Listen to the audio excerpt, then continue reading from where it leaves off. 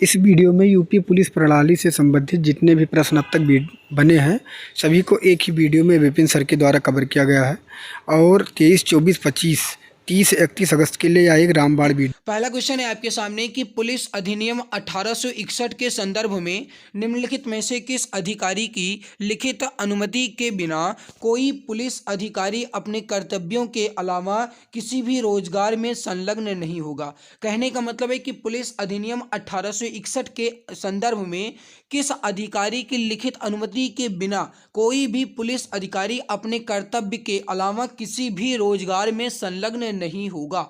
ये जो है ये किस अधिकारी की अनुमति के बिना, तो ये हो जाएगा पुलिस महानिरीक्षक, यानी डी ऑप्शन आपका करेक्ट हो जाएगा, पुलिस महानिरीक्षक। ठीक है, देख लो, पुलिस अधिनियम 1861 की धारा 10 के अनुसार कोई पुलिस अधिकारी पुलिस महानिरीक्षक की लिखित अनुमति के बिना अपने कर्तव्य के अलावा किसी भी रोजगार में संलग्न नहीं होगा। ये बताया गया है पुलिस अधिनियम 1861 की धारा 10 में।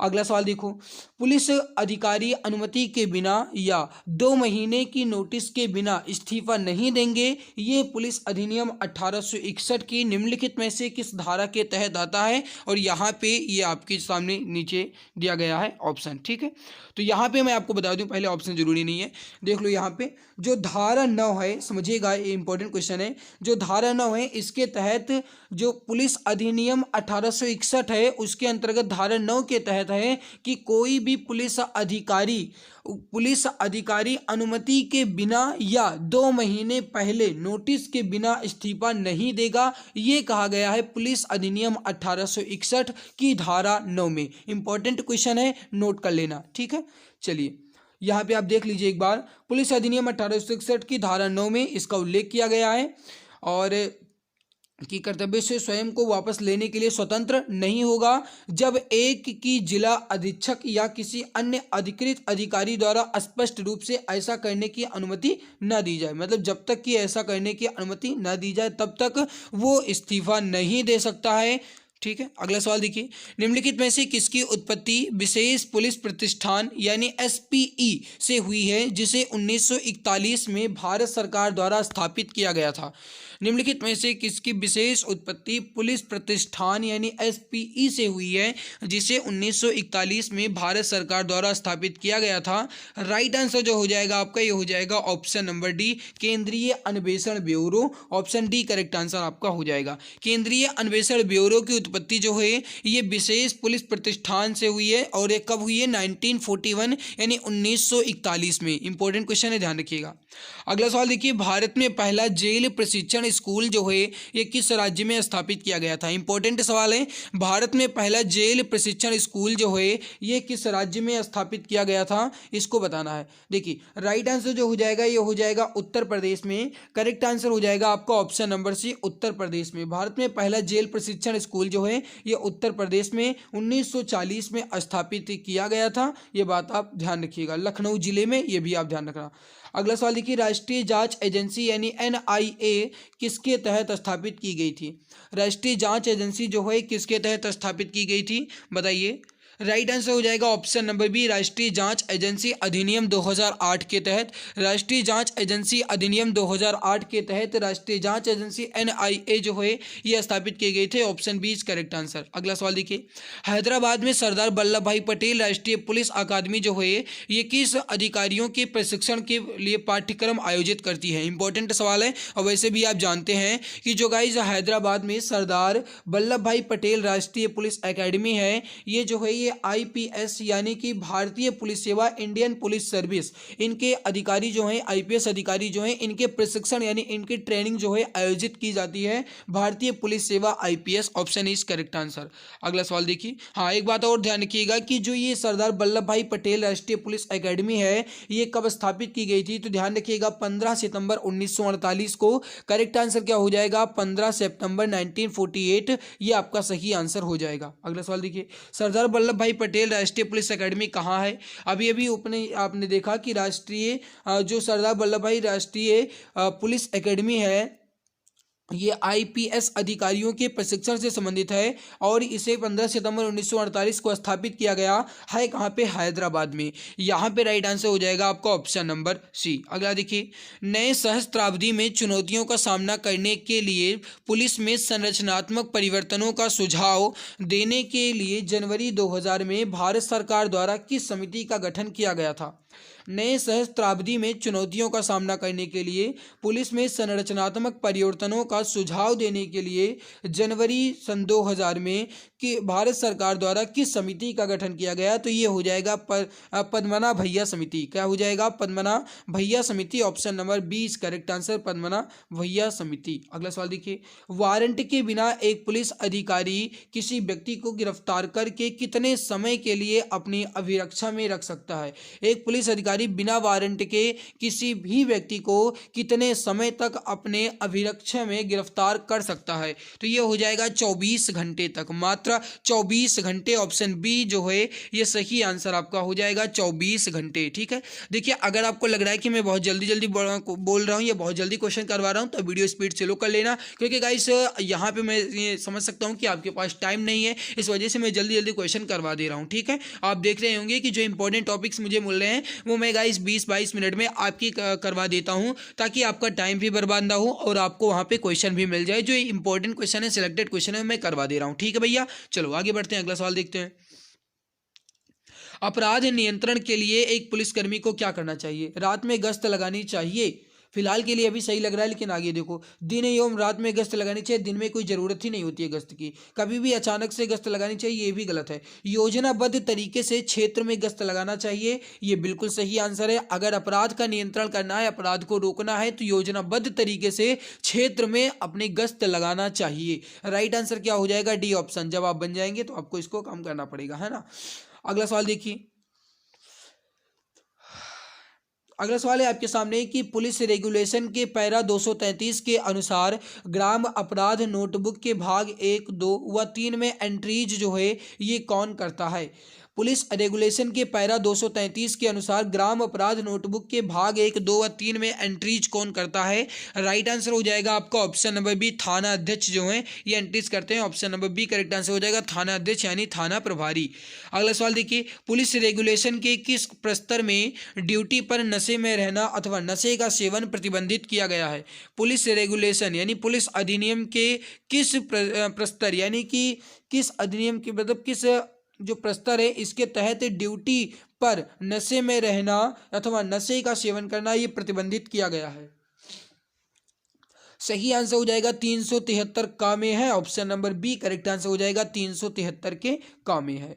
अगला सवाल देखिए, निरीक्षण पुस्तक हिंदी फॉर्म संख्या 35 का को सुरक्षित रखे जाने की अवधि क्या है? देखिए, निरीक्षण पुस्तक हिंदी ये जो फॉर्म संख्या 35 का है इसको सुरक्षित रखे जाने की अवधि क्या है? यानी कि 5 वर्ष तक सुरक्षित रखा जाना चाहिए। सही आंसर क्या हो जाएगा? 5 वर्ष तक। ऑप्शन ए जो है आपका करेक्ट आंसर हो जाएगा 5 वर्ष तक। अगर आपको सवाल टफ लग रहे हैं भाई तो समझने की कोशिश करो, क्योंकि समझने में ही बेड़ा पार है, क्योंकि ये क्वेश्चन पूछे जा रहे हैं और आप ये समझ जाओ कि ये जो है ये बहुत कम ही पढ़ाया जाता है। जो मैं पढ़ा रहा हूँ आईपीसी हो गया या गाइस कहा जाए जो आपका पुलिस अधिनियम हो गया, पुलिस प्रशासन हो गया, ये सवाल जो है बहुत कम ही पढ़ाए जाते हैं। पूरी यूट्यूब पे बहुत कम ही वीडियोज मिलती हैं। क्यों? क्योंकि जानते हो ये गाइस जो क्वेश्चन हैं थोड़े टफ होते हैं और इसी वजह से अब की बार एग्जामिनर जो है खेल गया है, वो आपसे यही सवाल पूछ रहा है। अब भाई वो क्या पूछ रहा है आप तो जान गए हैं, तब आपको पढ़ना पड़ेगा ना। पढ़ाई कीजिए जितने ज़्यादा हो सके उन क्वेश्चंस को अच्छे से समझने की कोशिश कीजिए। अगला सवाल देखिए, किस मंत्रालय ने हाल ही में भारत में पुलिस स्टेशनों की वार्षिक रैंकिंग जारी की है? आपको ये बताना है कि किस मंत्रालय ने भारत में पुलिस स्टेशनों की वार्षिक रैंकिंग जारी की है? राइट आंसर हो जाएगा डी ऑप्शन, गृह मंत्रालय ने। Option number D correct answer आपका हो जाएगा गृह मंत्रालय। ठीक है, और जिसमें पहला स्थान जो है किसे मिला है? तो ये दिल्ली का जो सदर बाजार पुलिस स्टेशन है इसे रैंकिंग में पहला स्थान दिया गया था। ये भी आप ध्यान रखना, 2021 में ही जारी किया गया था। अगला सवाल देखिए, भारतीय पुलिस सेवा यानी आईपीएस अपने कंधे के फ्लैश पद संकेत पर सैन्य प्रतीक चिन्ह का उपयोग करते हैं जो निम्नलिखित में से किस देश के पुलिस बल के फ्लैश या पद संकेत के समान है। समझने की कोशिश करना। भारतीय पुलिस सेवा यानी कि आईपीएस अधिकारी जो हैं वो अपने कंधे के फ्लैश पर, अपने कंधे का जो फ्लैश होता है जानते होंगे, समझ गए होंगे, जो फ्लैश होता है कंधे का, उस पर पद संकेत के रूप में प्रतीक चिन्ह का उपयोग करते हैं। यानी कि वो किस पद से हैं, या आप समझ गए कि जो गाइस उनके में स्टार, जैसे आपने देखा होगा कि जैसे एसआई का हो गया उनमें डबल स्टार होता है। आप जैसे ही देखते हैं डबल स्टार तो समझ जाते हैं कि भाई ये दरोगा जी हैं। आप जैसे 3 स्टार देखते हैं समझ जाते हैं कि इंस्पेक्टर साहब हैं। तो मेरे प्यारे भाई उसी प्रकार से जो सैन्य प्रतीक चिन्ह का उपयोग करने के लिए जो गाइस पद संकेत का उपयोग करने के लिए सैन्य प्रतीक चिन्ह का उपयोग किया जाता है, ये जो है किस देश के पुलिस बल के फ्लैश या फिर पुलिस बल के पद के संकेत के समान है, तो ये हो जाएगा यूनाइटेड किंगडम, या जिन्हें आप कहते हैं ब्रिटेन। तो यहाँ पे राइट आंसर क्या हो जाएगा, डी ऑप्शन आपका करेक्ट आंसर हो जाएगा। समझ लेना एक बार फिर से। निम्नलिखित में से कौन सा निकाय राज्य पुलिस सेवा में अराजपत्रित पदों पर सीधी भर्ती करता है। देखो, अराजपत्रित पदों पर सीधी भर्ती ये कौन सा निकाय करेगा भाई, वो करेगा राज्य स्तरीय पुलिस भर्ती बोर्ड। राइट क्या हो जाएगा, राज्य स्तरीय पुलिस भर्ती बोर्ड। जैसे उत्तर प्रदेश का है उत्तर प्रदेश पुलिस भर्ती बोर्ड, उसी प्रकार हो जाएगा राज्य स्तरीय पुलिस भर्ती बोर्ड। ऑप्शन सी जो है आपका करेक्ट आंसर हो जाएगा। अगला सवाल देखिए, उत्तर प्रदेश में पुलिस बल का प्रमुख जो है ये कौन होते हैं। इंपॉर्टेंट सवाल है, बताइए राइट आंसर क्या हो जाएगा। उत्तर प्रदेश में पुलिस बल का प्रमुख कौन है।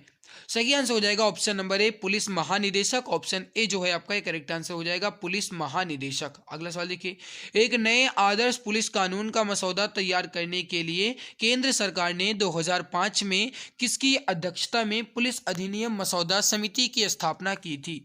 एक नए आदर्श पुलिस कानून का मसौदा तैयार करने के लिए केंद्र सरकार ने 2005 में किसकी अध्यक्षता में पुलिस अधिनियम मसौदा तैयार किया। राइट हो जाएगा ऑप्शन नंबर सी, यहाँ पे करेक्ट आंसर हो जाएगा option number C Soli J Sorabjee के अध्यक्षता में। Option number C correct answer हो जाएगा Soli J Sorabjee. Option number C correct answer आपका हो जाएगा। अगला सवाल देखिए, क्राइम इन इंडिया सांख्यिकी निम्नलिखित में से किस संगठन द्वारा प्रकाशित एवं वार्षिक प्रकाशन है। क्राइम इन इंडिया ये जो सांख्यिकी है ये किस संगठन द्वारा प्रकाशित एवं वार्षिक प्रकाशन है। सही आंसर हो जाएगा ऑप्शन नंबर डी राष्ट्रीय अपराध रिकॉर्ड ब्यूरो के द्वारा। Option number D correct answer हो जाएगा राष्ट्रीय अपराध रिकॉर्ड ब्यूरो। ठीक है, चलिए आगे बढ़ते हैं, अगला सवाल देखते हैं।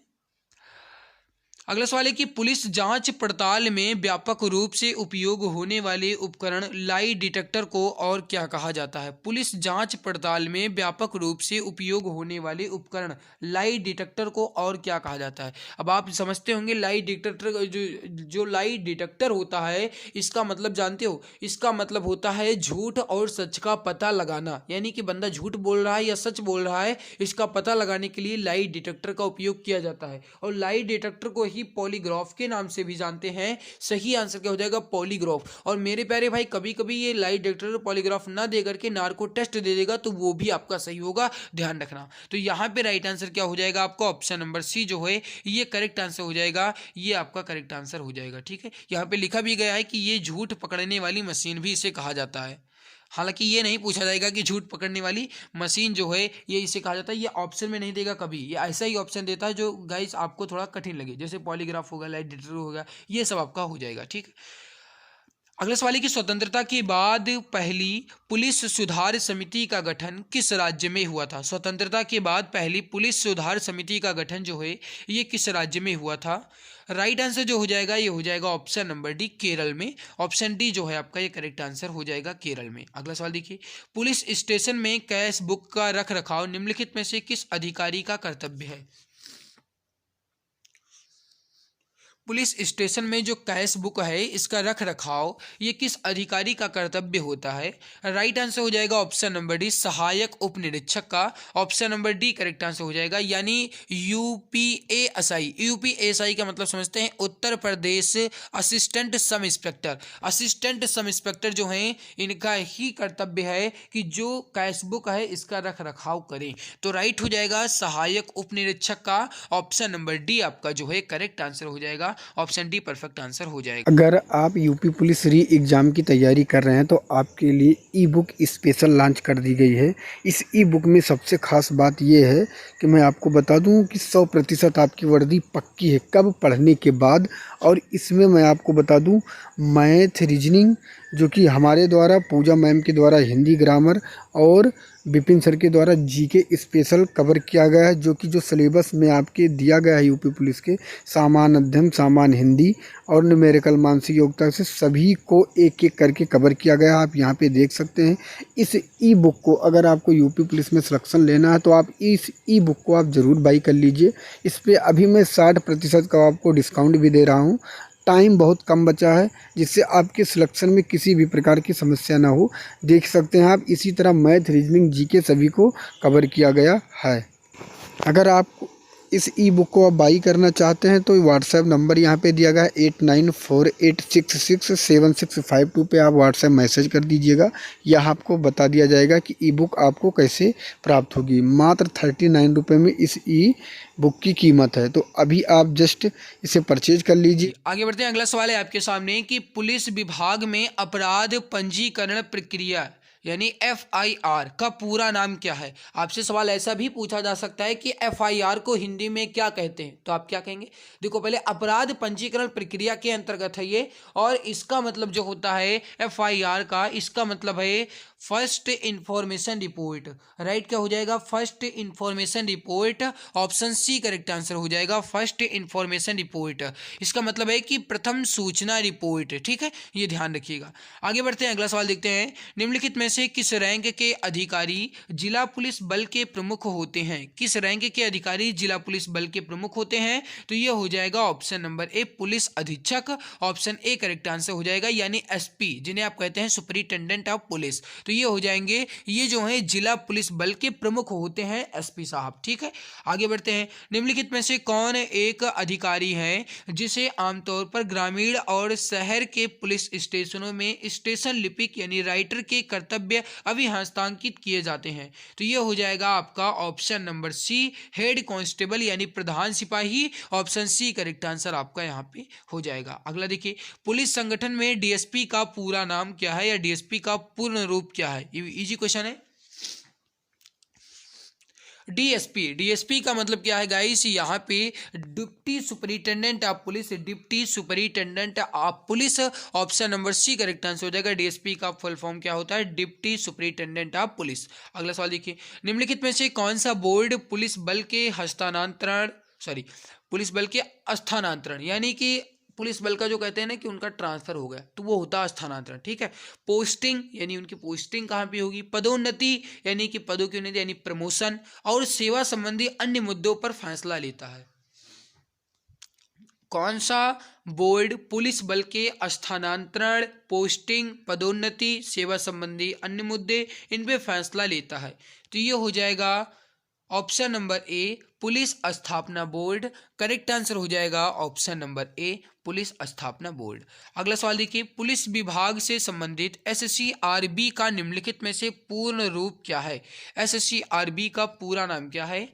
राइट हो जाएगा option number B state crime records bureau. Option B जो है आपका ये सही आंसर हो जाएगा, state crime records bureau. SSCRB का पूरा नाम क्या है, state crime records bureau. Option B correct answer हो जाएगा। अगला देखिए, निम्नलिखित में से कौन भारत का सबसे बड़ा केंद्रीय सशस्त्र पुलिस बल है।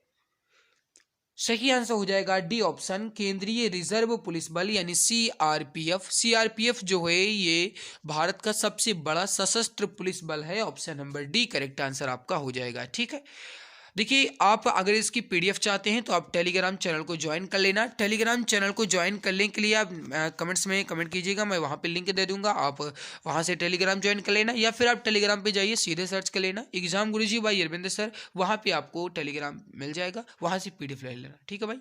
अगला सवाल देखिए, केंद्र सरकार के स्तर पर प्रशासनिक सुधार आयोग द्वारा पुलिस बल पर एक कार्यदल की स्थापना जो है कब की गई थी। सही आंसर हो जाएगा ऑप्शन नंबर बी 1966 में। कार्यदल की स्थापना 1966 में की गई थी। अगला देखिए, भारत बांग्लादेश की सीमाओं पर किसका पहरा होता है। भारत और बांग्लादेश की सीमाओं पर किसका पहरा होता है, तो ये हो जाएगा भारत बांग्लादेश की सीमाओं पर, ये होता है बीएसएफ का, यानी कि सीमा सुरक्षा बल। Option number A correct answer हो जाएगा सीमा सुरक्षा बल। गठन जो है सीमा सुरक्षा बल या बीएसएफ का, ये 1 दिसंबर 1965 को हुआ था। और ये जो सीमा सुरक्षा बल है ये किसके तहत है, तो ये है भारत के गृह मंत्रालय के अधीन। अगला देखिए, भारत में सशस्त्र पुलिस बल यानी विशेष शक्तियां अधिनियम जो है ये कब लागू किया गया था। सही उत्तर हो जाएगा 1958 में। सशस्त्र पुलिस बल यानी विशेष शक्तियां जो अधिनियम है ये कब लागू किया गया था, तो ये 1958 में लागू किया गया था। सही आंसर हो जाएगा ऑप्शन नंबर सी। ठीक है, आगे बढ़ते हैं। अगला सवाल है कि भारतीय सशस्त्र बलों की युवा शाखा एनसीसी का पूर्ण रूप क्या है। इजी क्वेश्चन है, हर कोई जानता है। एनसीसी का मतलब है national cadet corps. Option A is correct answer, national cadet corps. यहाँ पे समझिए, नेशनल कैडेट कॉर्प्स यानी एनसीसी का गठन जो है ये 1948 में किया गया था।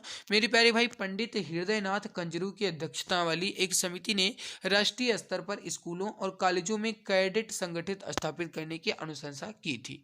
अगला देखिए, निम्नलिखित में से कौन सी एजेंसी 1985 में विशेष रूप से भारत के प्रधानमंत्री और पूर्व प्रधानमंत्रियों को सुरक्षा कवच प्रदान करने के लिए स्थापित की गई थी। सही आंसर जो हो जाएगा आपका यहाँ पे ये हो जाएगा ऑप्शन नंबर सी, विशेष सुरक्षा दल। ऑप्शन सी करेक्ट आंसर हो जाएगा विशेष सुरक्षा दल यानी एसपीजी, स्पेशल प्रोटेक्शन ग्रुप। ठीक है, इसकी जो मतलब स्थापना की गई थी ये 1985 यानी 1985 में की गई थी। निम्नलिखित में से स्वतंत्र भारत के प्रथम विधिक मंत्री या कानून मंत्री कौन थे, तो ये थे doctor Bhimrao Ambedkar. Option D जो है आपका सही आंसर हो जाएगा डॉक्टर भीमराव अंबेडकर। अगला सवाल देखिए, निम्नलिखित में से किस वर्ष के भारतीय संसद द्वारा पुलिस बल यानी अधिकारों का प्रतिबंध ये जो है अधिनियमित किया गया था। अभी जस्ट मैंने थोड़ी देर पहले बताया 1966 में। ऑप्शन नंबर डी आपका सही आंसर हो जाएगा। अनुच्छेद 33 में कहा गया है और यह संसद को अधिकार दिया गया है कि सशस्त्र बल, अर्धसैनिक बल, पुलिस बल, खुफिया एजेंसी, इन सभी के मूल अधिकारों पर युक्ति मुक्त प्रतिबंध लग सकेगा। ये जो है अनुच्छेद 33 के तहत 1966 में जो पुलिस बल अधिकारों का प्रतिबंध है इसकी स्थापना के तहत अधिनियमित कहा गया है। सैन्य अधिनियम जो है 1950 का है, नौसेना अधिनियम 1950 का है, वायुसेना अधिनियम 1950 का है। ठीक है, इसके संबंध में कानून है। अगला देखिए, इंटरपोल का मुख्यालय जो है किस देश में है। सही आंसर हो जाएगा आपका ऑप्शन नंबर ए, फ्रांस में। इंटरपोल का मतलब होता है इंटरनेशनल पुलिस। ठीक है, तो अंतर्राष्ट्रीय आपराधिक पुलिस संगठन जो है ये विश्व में पुलिस सहयोग और अपराध नियंत्रण की सुविधा प्रदान करता है। इसका जो हेड क्वार्टर है ये लियोन फ्रांस में है। ध्यान रखिएगा, कभी कभी फ्रांस न दे करके लियोन भी दे देगा, तो वो भी ध्यान रखना। आपराधिक न्याय प्रणाली में आत्मदोष लगाना इसका मतलब क्या है। आपराधिक न्याय प्रणाली में आत्मदोष लगाना इसका मतलब है अपराध स्वीकार करना। राइट, क्या हो जाएगा डी ऑप्शन, अपराध स्वीकार करना। ऑप्शन डी करेक्ट हो जाएगा। भारत में सीआरपीसी अधिनियम जो है कब अधिनियमित किया गया था। भारत में सीआरपीसी अधिनियम ये कब अधिनियमित किया गया था। सही आंसर हो जाएगा ऑप्शन नंबर ए, 1974 में। सीआरपीसी अधिनियम जो है ये 1974 में अधिनियमित किया गया या फिर इसको बनाया गया। और लागू कब हुआ, ये 1 अप्रैल 1974 से लागू हुआ था, ध्यान रखना। आगे बढ़ते हैं। जब कोई व्यक्ति अपनी मृत्यु की स्थितियों को बताते हुए मर जाता है उस दौरान उसके बयान को निम्नलिखित में से क्या कहा जाता है। यानी मृत्यु की स्थितियों को बताते हुए मर जाता है, यानी कि मैं उस समय था, और या फिर अगर कहा जाए जैसे मान लीजिए कोई एक एक्सीडेंट हो गया, एक्सीडेंट में वो मतलब इस तरीके से हो गया या इतना घायल हो गया कि वो मरने की कगार पे है। और या फिर अगर कहा जाए एक्सीडेंट छोड़ दे, एक्सीडेंट तो पता ही चल जाएगा। अगर कहा जाए कि कहीं से मारपीट हुई या किसी ने उसको मार दिया और उसे पता नहीं है, मतलब वो उसके छोड़ के भाग गया और वो वहाँ छिप गया, भाग गया कहीं। और जो पुलिस आई वो उसको लेकर गई और उनसे पूछी कि आपकी ये हालत किसने की, तो वो बताते हुए, यानी कि वो बता रहे कि मेरे को इसने ऐसे पीटा और उनका नाम था या फिर उनका चेहरा ऐसा था, ऐसे बताते हुए अगर वो मर जाता है तो जो वो ये बता रहा था ये कथन जो है ये क्या कहलाएगा, तो ये कहलाएगा मृत्युकालिक कथन। ठीक है, ऑप्शन सी करेक्ट आंसर हो जाएगा, मृत्युकालिक कथन। अगला देखिए, आपराधिक न्याय कानून में निर्दोषिता की प्रकल्पना इसका सिद्धांत का मतलब क्या है। आपराधिक न्याय कानून में निर्दोषिता की प्रकल्पना इसका मतलब क्या है।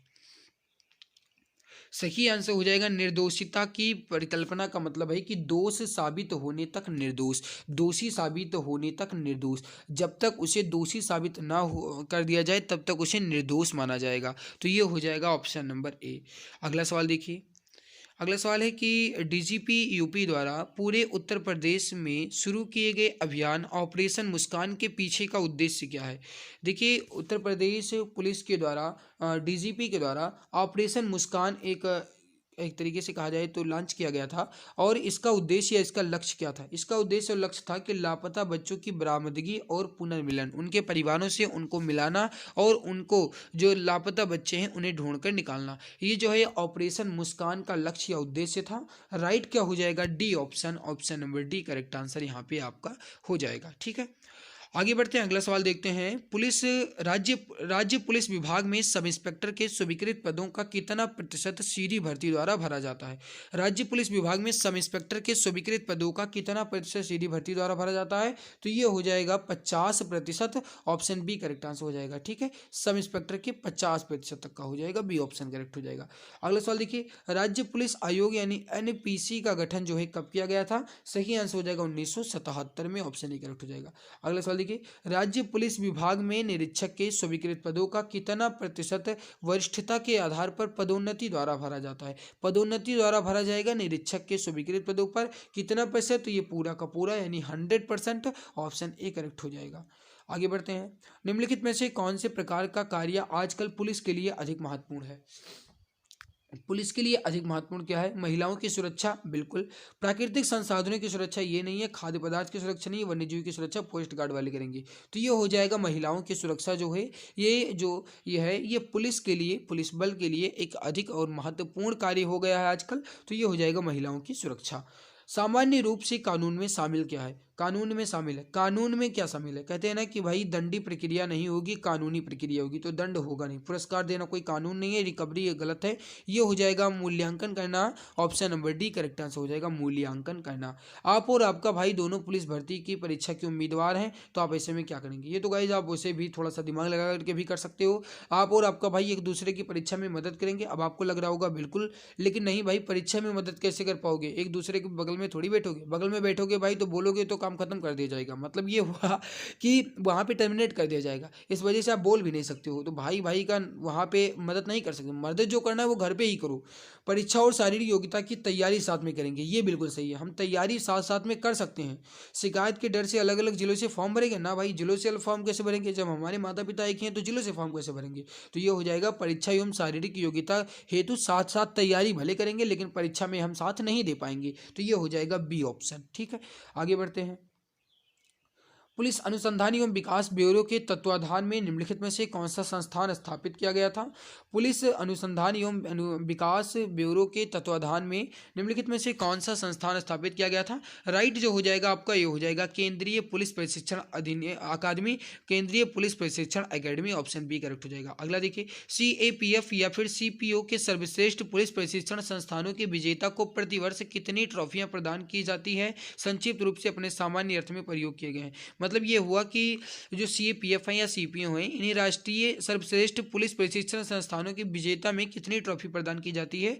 ये हो जाएगा आपको ऑप्शन नंबर सी, 3 ट्रॉफियां प्रदान की जाती हैं, ऑप्शन नंबर सी करेक्ट हो जाएगा। अगला सवाल देखिए कि निम्नलिखित में से किसके द्वारा जीवन रक्षा के लिए प्रधानमंत्री का पुलिस पदक प्रदान किया जाता है। किसके द्वारा जीवन रक्षा के लिए प्रधानमंत्री का पुलिस पदक जो है प्रदान किया जाता है। जेल वार्डर परीक्षा में पूछा गया था, जो अपने आप में काफ़ी ज़्यादा टफ शिफ्ट मानी जाती थी। ये हो जाएगा गृह मंत्रालय, option number A correct answer हो जाएगा गृह मंत्रालय। तो यहाँ पे मैंने कुछ इंपॉर्टेंट क्वेश्चंस आपके करवा दिए हैं। PDF जो है मैं टेलीग्राम पे दे दूंगा, वहाँ से आप PDF ले लेना। और मेरे प्यारे भाई जो मैंने क्वेश्चंस करवाए हैं इसको एक बार जरूर अच्छे से समझ लेना, ठीक है। बाकी आप अपनी तैयारी बेहतर कर चुके हैं, और दूसरी बात मेरे प्यारे भाई, आप बहुत अच्छा प्रदर्शन करेंगे ऐसा मुझे पूरा विश्वास है। हमारी शुभकामनाएं आप सभी के साथ है, आपका पेपर बहुत अच्छा जाएगा। बस आपको अपने अंदर जोश और जुनून बनाए रखना है, ठीक है। माता रानी का आशीर्वाद रहा तो आपका पेपर बहुत अच्छा जाएगा। और भाई पेपर देकर के आओ तो अपना फीडबैक जरूर शेयर करना, ठीक है। मिलते हैं इसके बाद एक नई खास वीडियो में। हाँ, एक बात और कि अगर आप चैनल पर पहली बार आए हो भाई, अगर लग रहा है कि मैं आपके लिए मेहनत कर रहा हूँ तो प्लीज़ एक छोटा सा सपोर्ट कर दीजिए, चैनल को सब्सक्राइब जरूर कर लीजिए, और ताकि गाइस आपको भी इसका फायदा मिलता रहे। जैसे ही कोई मैं क्लास लेकर आऊँ उसका नोटिफिकेशन आपको मिल जाए, तो प्लीज़ चैनल को सब्सक्राइब जरूर कर लेना। अच्छी लगी तो एक बार दिल की गहराई से लाइक जरूर कर देना। मिलते हैं इसके बाद एक और नई वीडियो में, तब तक के लिए बहुत बहुत धन्यवाद।